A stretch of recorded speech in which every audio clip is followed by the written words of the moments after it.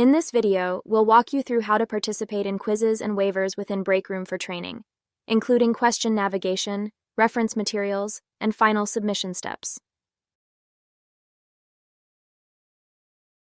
As Breakroom for training courses are live and instructor-led, quizzes are pushed by the teacher.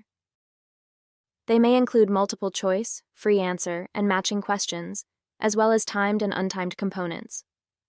Some question cards include see reference links or see reference images. Clicking on these buttons displays additional material you may need for answering, e.g. charts, text excerpts.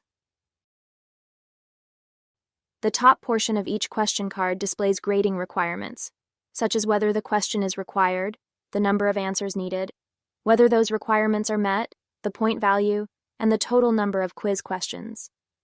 You can navigate between questions using the forward and back arrows in the top corner, or by clicking Previous and Next at the bottom of the quiz screen.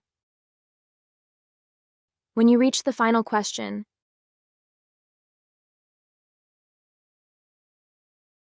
clicking Next brings up a submission confirmation screen. Choose Submit to finalize your answers, or Review to go back and make changes.